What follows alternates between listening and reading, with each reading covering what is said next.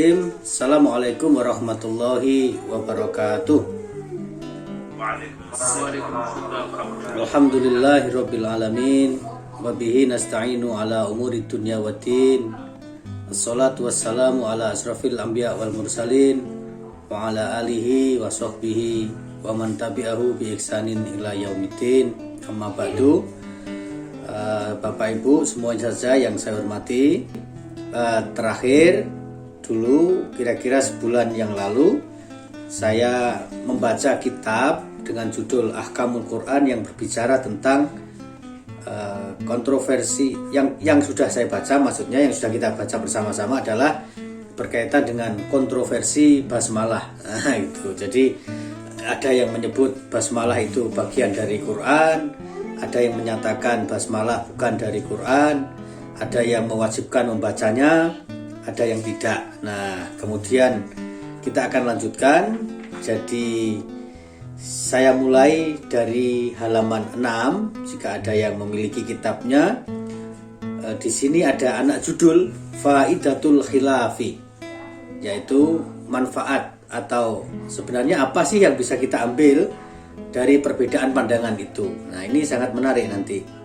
Ini saya sekali lagi menyebutnya ini bersifat wacana tapi juga praktis. Wacana dalam arti di dalamnya ada perdebatan intelektual menyangkut metode dari kalangan ulama-ulama fikih atau bahkan usuliyun ya, tapi juga praktis dalam arti karena inilah yang kita hadapi sehari-hari dalam kehidupan nyata sebagai muslim, kan kita sering menghadapi itu. Kemudian penulis buku atau penulis kitab ini yang dikenal dengan Ibnul Arabi menulis wa faidatul khilafi fi dzalika alladhi yata'allaqu bil ahkami anna qira'atal fatihati syartun fi sihhatis sholati indana wa indas syafi'i. Nah, jadi dia mengatakan wa faidatul khilaf, dan manfaat yang kita bisa petik dari perbedaan-perbedaan itu fi dzalika maknanya merujuk kembali kepada tentang kontroversi basmalah tadi itu atau tentang kontroversi Al-Fatihah secara umum. Alladhi yata'allaqu bil ahkam, yang berkaitan dengan persoalan-persoalan hukum adalah anna qira'atal fatihati syartun. Nah, ini menurut dia bahwa membaca Al-Fatihah itu syarat min sihhatis shalah, dari sahnya sholat itu salah satu syaratnya adalah membaca Al-Fatihah. Tetapi dia mengatakan indana itu maksudnya menurut kami. Nah, kami siapa? Kita balik lagi pada kajian kita yang awal dulu, yaitu penulis kitab ini Abu Bakar Muhammad bin Abdullah Al-Ma'ruf bil Ibnul Arabi ini, yang menulis buku ini adalah penganut madhab Maliki. Nah, gitu. Sehingga ketika dia mengatakan indana, itu maknanya pendapat saya, tapi juga di sini karena kata gantinya adalah merujuk kepada mutakalim jamak, itu orang banyak, berarti kami itu berarti madhab Maliki. Nah, gitu. Sehingga konteksnya begitu. Jika dia mengatakan menurut madhab Maliki dan indas Syafi'i, menurut madhab Syafi'i. Jadi Imam Malik dan Imam Syafi'i yang juga diikuti dengan Malikiyah dan Syafi'iyah, gitu, itu berpendapat bahwa qira'atul fatihati syartun fi sihhatis sholati, bahwa membaca Al-Fatihah itu adalah syarat sahnya sholat. Sampai di situ kita mungkin bertanya, lah kenapa ada pendapat begitu? Apakah memang ada pendapat yang sebaliknya? Kok sampai ada pendapat, ditegaskan pendapat seperti itu?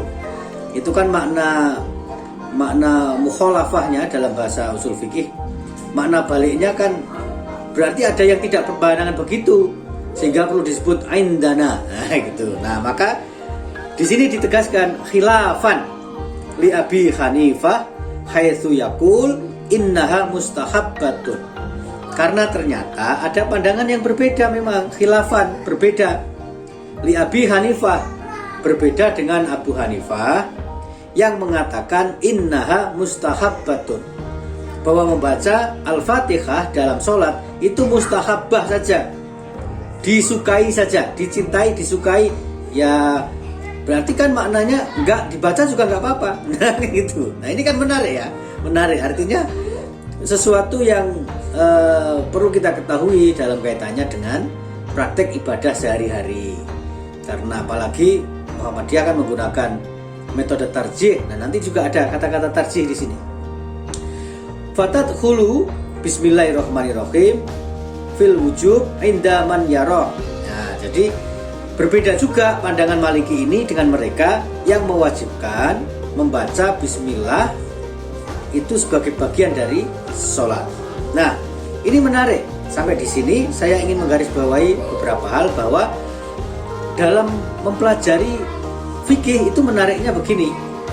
Ada satu pandangan yang diikuti oleh katakanlah satu imam atau lebih. Tapi imam yang sama bisa saja berbeda dalam hal yang lain. Sama dalam hal ini, berbeda dalam hal ini. Misalnya, ketika membicarakan tentang apakah basmalah itu min ayatil Quran, itu Imam Malik sama dengan Imam Abu Hanifah, bahwa bismillah itu bukan ayat Al-Quran, bahwa bismillah itu hanya pembuka dari surat-surat di dalam Al-Quran. Tetapi dalam hal apakah membaca Fatihah itu wajib atau tidak di dalam sholat, ternyata Imam Malik sama dengan Syafi'i. Nah gitu. Padahal ketika berbicara tentang bismillah itu bagian dari Al-Quran apa enggak, Imam Malik beda dengan Syafi'i. Nah ini menariknya di situ. Makanya kalau kita ingin menemukan fikih yang hidup, betul-betul hidup itu, kita harus mempelajari fikih secara muqaranah, dalam arti perbandingan. Kemudian dilanjutkan au fil istijabi kadalik, atau diwajibkan. Nah maka Ibnul Arabi kemudian mengatakan wa yakfika annaha laisat biqur'anin li ikhtalafin fiha. Maka kembali kepada basmalah, karena ini masih urutannya dengan basmalah itu, karena basmalah itu sudah jadi kontroversi itu li ikhtilafi fiha, maka annaha laisat biqur'anin, karena itu tidak bisa disebut bagian dari Quran, artinya bukan ayat gitu. Karena dia mengatakan itu, kalau sudah jadi kontroversi itu pastilah bukan dari Quran. Nah, kenapa? Wal Qur'anu la yuhtalafa fihi. Karena apa-apa yang dari Al-Quran itu tidak mungkin menimbulkan kontroversi. Nah, terutama ayat ya. Karena ada istilah di dalam kajian ulumul Quran itu adalah Quran itu bersifat qat'iyul wurud. Nah, qat'iyul wurud itu turunnya dari Allah kepada Nabi Muhammad itu qat'i gitu. Berarti qat'inya itu tidak hanya soal turunnya, tetapi bahasanya, kata-katanya ya persis seperti itu. Nah gitu. Makanya kalau mengikuti bahasa-bahasa ilmiah itu ada istilah verbatim. Mungkin yang segenerasi saya atau ke atas, generasi saya ke atas itu masih ketemu ya merek disket. Dulu ada disket, kalau kita dengan komputer itu kan disket itu ya lebar, tipis, kemudian jadi lebih kecil. Itu kan dulu ada mereknya verbatim. Kenapa dikasih judul verbatim? Karena supaya ngopinya persis itu. Nah itu dalam istilah ilmiah memang ada verbatim itu, sehingga para ulama, para pengkaji mengatakan Quran itu qat'iyul wurud, bimakna yang datang dari Allah kepada Nabi Muhammad melalui Jibril, malaikat Jibril, itu verbatim. Yes, begitu itu sekata-katanya itu. Karena ada perdebatan, apakah yang disampaikan Jibril itu persis seperti itu, atau Allah hanya membuat garis besar. Jibril ini sampaikan kepada Muhammad, isinya terserah kamu, tapi garis besarnya begini. Nah, ada sebagian besar ulama mengatakan tidak, tetapi yang dikirim oleh malaikat Jibril kepada Nabi Muhammad itu bersifat verbatim dari Allah. Jadi karena itu disebut kalamullah gitu. Maka kata Ibnul Arabi, wal Qur'anu la yuhtalafu fihi. tidak mungkin ada perselisihan menyangkut apa-apa yang ada di dalam Al-Quran. Bunyinya ya, kita tidak berbicara tentang makna. Karena itu istilahnya tadi itu adalah qat'iyul wurud, dhanniyul makna. Nah, itu. Qat'iyul wurud artinya turunnya dari Allah itu qat'i, sudah tidak bisa kita perdebatkan, tetapi dhanniyul makna. Maknanya itu dhanni. Dalam arti satu ayat bisa melahirkan banyak sekali tafsir menurut para ulama. Kemudian fa inna ingkarul Qur'ani kufrun. Maka barang siapa yang mengingkari Al-Qur'an itu adalah bentuk kekafiran. Lalu dia mengandaikan kalau saja terjadi dialog ya tentang masalah ini, dia menulis fa in qila. Apabila dikatakan atau apabila ada yang bertanya, walau lam takun Qur'anan lakana mudkhiluha fil Qur'ani kafiron. Nah, gitu. Ini menarik karena dia mengandaikan kalau ada yang bertanya, walau lam takun Qur'anan lakana mudkhiluha fil Qur'ani kafiron. Kalau bismillah itu tidak dari Quran, maka memasukkannya ke dalam Al-Quran adalah kekafiran. Jadi dia mengandaikan kalau ada pertanyaan begitu bagaimana? Kulna. Jawaban kami, berarti jawabannya Ibnul Arabi, dia mengatakan al-ikhtilafu fiha yamna'u antakuna ayatun. Jadi fakta bahwa bismillah itu diperdebatkan itu sudah menjadi bukti bahwa itu menghalangi bismillah menjadi ayat di dalam Al-Quran. Nah, ini saya kira rasional ya. Logika argumentasinya rasional.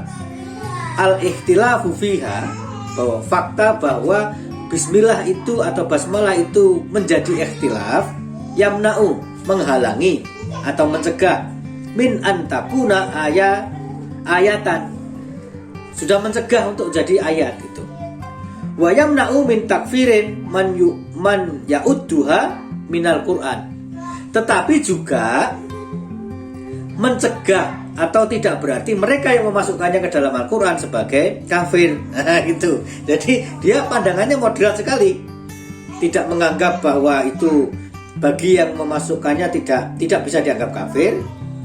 Tapi fakta bahwa bismillah itu diperdebatkan itu dengan sendirinya bukan ayat, tapi dimasukkan juga tidak apa-apa karena dalam banyak hadis ada yang menyebut itu pertanda awal ayat baru. Fa'inal kufra la yakunu illa bimukhalafatin nasi. Nah, menurut Ibnul Arabi, kafir itu hanya bisa terjadi hanya bisa terjadi apabila orang menyelisihi nas itu, menyelisihi nas, misalnya bunyinya.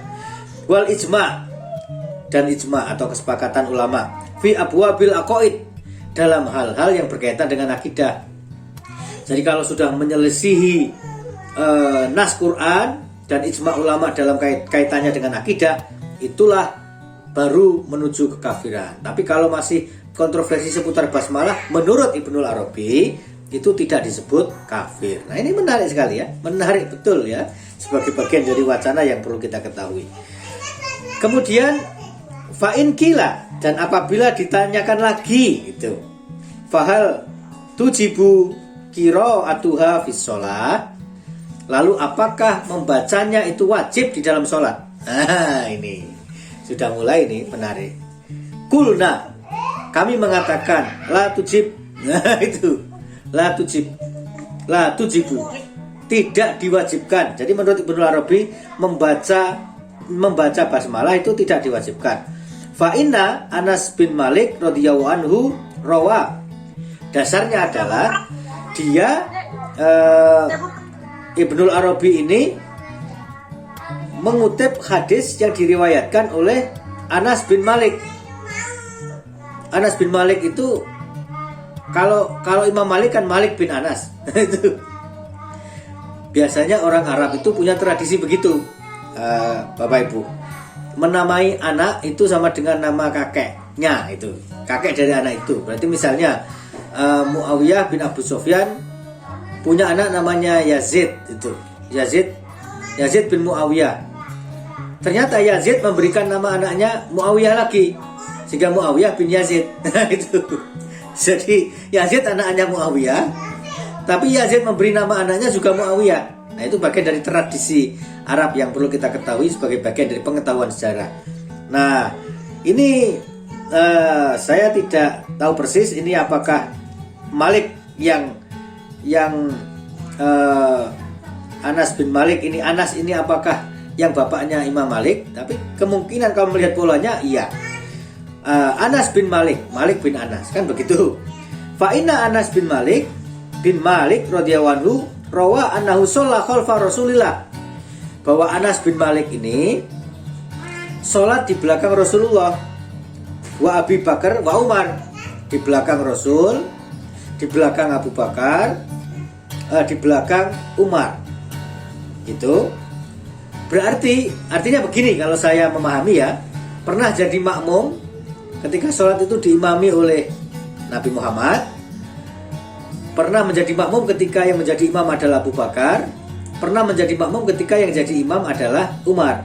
Nah, falam yakun ahadun minhum yaqra bismillahirrahmanirrahim. Nah, ini. Dan tidak satu pun dari mereka membaca basmalah. Nah, ini barangkali perlu ya bagi kita kalau ketemu debat-debat di masyarakat, karena rata-rata di Muhammadiyah kan secara umum tidak membaca basmalah secara jahar. Ini salah satu jawaban yang bisa kita ajukan adalah hadis riwayat Anas bin Malik bahwa beliau sholat di belakang Nabi Muhammad, di belakang Abu Bakar dan Umar. Falam yakun ahadun minhum yaqra'u bismillah. Wa nahwahu an Abdullah ibnul Mughaffal, dan hadis yang serupa yang diriwayatkan oleh Abdullah ibnul Mughaffal. Jadi paling tidak dua nama sahabat ini bisa kita kutip yang meriwayatkan tentang tidak dibacanya basmalah ketika Rasulullah, Abu Bakar dan Umar menjadi imam pada saat sholat. Fa'in kila as-sahih min hadisi Anas fakanu yaftatahuna sholat bilhamdulillahi rabbil alamin wa qad qala as-Safi wa qad qala as-Safi'i ma'nahu annahum kanu la yaqra'una syai'an qabla al-Fatihah. Nah, kalau ada pertanyaan, kalau ada pertanyaan, as-sahih min hadisi Anas.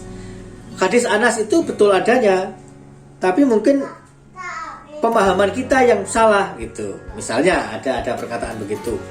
Fakanu yaftatahuna sholata bilhamdulillahirabbil alamin, bahwa Nabi Muhammad, Umar, Abu Bakar, Umar mengawali atau membuka sholat dengan alhamdulillah, itu betul itu. Tetapi Syafi'i mengatakan maknanya tidak begitu. Nah, gitu. Artinya bukan berarti mereka tidak baca basmalah, tetapi annahum kanu la yaqra'una syai'an qabla al-Fatihah, bahwa mereka tidak membaca apapun sebelum membaca Al-Fatihah. Nah, jadi lagi-lagi ini tafsir yang menarik ya, gitu. Bahwa pemahaman itu. Kemudian kulna. Jadi lagi-lagi tadi pengandaian. Karena Syafi'i mengatakan begitu, lalu bagaimana? Wa hadza yakunu ta'wilan. Itu takwil, itulah. Itu takwil. Jadi hal seperti itu, pemahaman seperti itu merupakan takwil. Takwil artinya ya pemahaman atau penafsiran. La yaliku bisyafi'i li adimi fikhihi wa Anas wa ibn Mughaffal inna maqala hada raddan ala man yara qira'atal bismillahirrahmanirrahim. Intinya itu tidak berarti juga bahwa mereka yang membaca bismillah itu sholatnya tertolak. Tidak juga harus diartikan begitu. Gitu. Kulna fa'in kila faqad rawa jama'atun qira'ataha, bahwa sebagian besar ulama atau jama'atun berarti sekelompok ulama rawa meriwayatkan tentang pentingnya membaca itu ya, membaca basmalah tadi. Faqad tawalla ad-Daraqutni jami'a dzalika fi juz'in sahihihi. ternyata ada juga ditemukan di dalam hadis riwayat Daruqutni, di dalam salah satu juz dari Sahih Ad-Daruqutni. Gitu. Kulna lasna nunkiru riwayah. Nah itu kata Ibnu Arabi, ya mungkin ada hadis itu, tapi bukan berarti kami mengingkari riwayat. Dengan tidak membaca basmalah itu bukan berarti kami mengingkari riwayat, bukan. Tapi lakin madhabuna yatarajjahu. Nah, ini kita ketemu dengan tarjih sudah di sini. Madhab kami melakukan tarjih. Tarjih itu kan metode. Ini sekedar mengingatkan saja. Betul bahwa di dalam Muhammadiyah majelis tarjih itu sudah menjadi nama satu majelis khusus.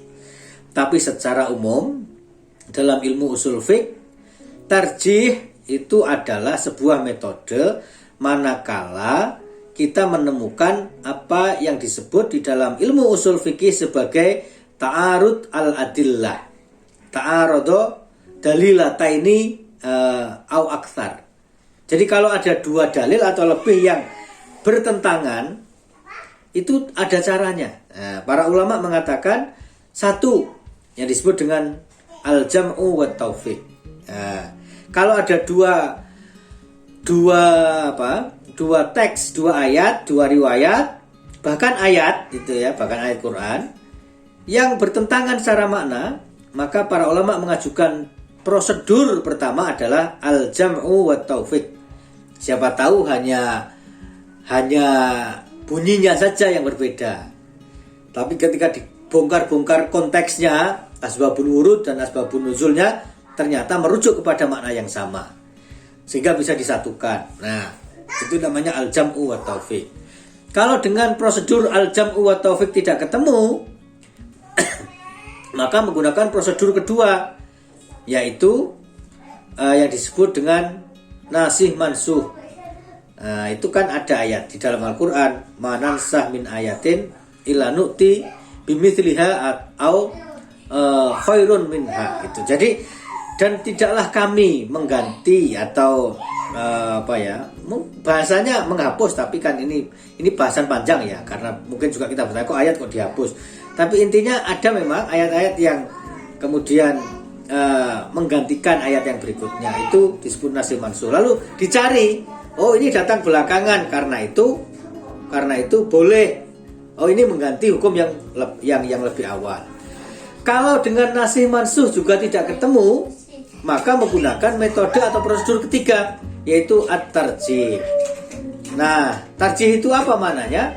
At-tarjih itu adalah satu metode, satu prosedur untuk mencari arjahu dalilataini, yang paling rojih, yang paling kuat dari dua dalil. Nah, gitu. Muhammadiyah memakai itu. Nah, bagaimana kalau dengan tarjih pun tidak ketemu?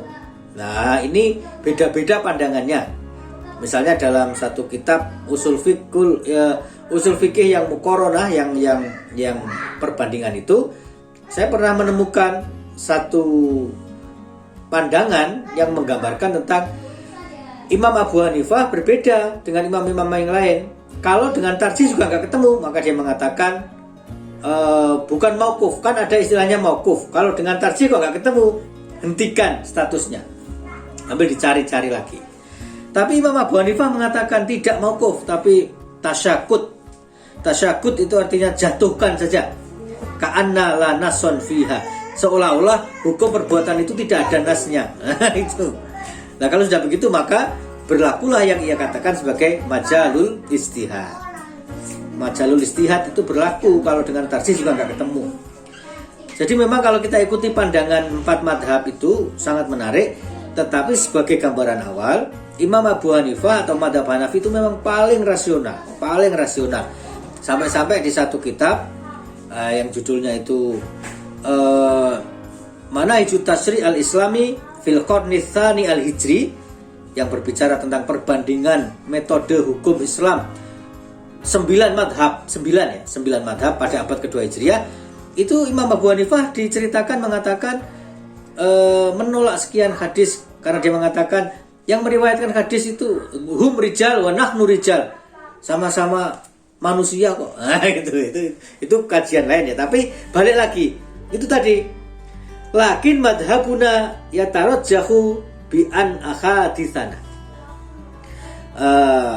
Bi anna akhaditsana sahih itu. Jadi kata Imam Ibnu Arabi ini, iya bisa saja hadis yang menyatakan membolehkan baca basmalah ada, tetapi kami melakukan tarjih, kami melakukan penelitian, kira-kira begitu, untuk menentukan mana yang paling kuat di antara adilah itu. Al-adilah itu mana? Dan kami menemukan hadis tentang tidak dibacanya basmalah itu, kata Ibnu Arabi, adalah yang paling kuat. Nah, fa innaha asahhu biwajhin adimin. Nah, jadi asah yang paling sahih biwajhin adimin, dengan apa? Yang sangat agung. Wa huwal maqul fi masailin katsiratin minas syariah. Wadalika oke. Jadi ya, sampai disitulah lalu kita bisa menemukan satu konteks itu yang disebutkan oleh Imam Ibnul Arabi. Oke, kemudian dikatakan juga wadalika anna masjidah Rasulillahi sallallahu alaihi madinati in qadat alaihil usur. Jadi masjid yang didirikan oleh Nabi Muhammad di Madinah itu in qadat alaihil usur, sudah melewati zaman-zaman yang sangat banyak. Wa marat alaihi al azminah. Nah itu. Dan juga menangi, bahasa Jawanya ya, menangi zaman yang sangat banyak. Min ladun zamani Rasulillah sallallahu alaihi wasallam ila zamani Malik. Dari zaman Rasulullah sampai zaman Imam Malik. Karena Imam Malik ini kan ulama Madinah. Sehingga ketika Imam Syafi'i belajar kepada Imam Malik itu, Imam Syafi'i datang ke Madinah. Walam yakro ahadun fihi bismillahirrahmanirrahim. Jadi dia masih tidak cukup dengan mengatakan hadis itu, tapi memaparkan fakta. Masjid Nabawi di Madinah itu loh, kira-kira gitu kata Abu Bakar Ibnul Arabi. Masjid Nabawi di Madinah itu loh, sudah menangi aneka zaman, 7 keturunan, sekian keturunan sampai sekarang abad. Kalau sampai dengan kitab ini ditulis berarti ya sekitar 2 abad ya. Karena dia kelahirannya 1100 ya, 1100-an. Ibnu Arabi ini lahirnya tahun 1100 Masehi. Nabi Muhammad 570 Masehi, menjadi nabi pada tahun 610 Masehi. Kalau Ibnu Arabi ini lahir pada 1100 berarti sekitar 4 abad. 4 abad. Dan dia mengatakan dari zaman Nabi Muhammad sampai zaman Imam Malik tidak ada satu orang pun di dalam Masjid Nabawi yang membaca basmalah ketika memulai sholat. Nah, gitu. Jadi ini hal yang dia ajukan sebagai bukti. Ittiba'an li sunnati yabda anna ashabana istahabbu qira'ataha fin nafli wa alaihi tahmalul athar al-waridah fi qira'atiha. Tapi dia juga mengatakan bahwa ada sebagian sahabat yang membaca basmalah itu sebagai tambahan saja. Oke, saya kira begitu pas 30 menit. Meskipun selanjutnya itu ada al-masalah ats-tsaniyah yang berkaitan dengan hadis Rasul tentang basmalah itu dibagi basmalah. Salat itu dan bacaan Al-Fatihah, surat Al-Fatihah itu dibagi oleh Allah menjadi 3 bagian. Yaitu sebagian setengahnya untuk hambaku, setengahnya untuk aku, dan ada satu yang itu untuk hamba dan untuk aku. Nah, itu kita bahas lain kali jika ada waktu.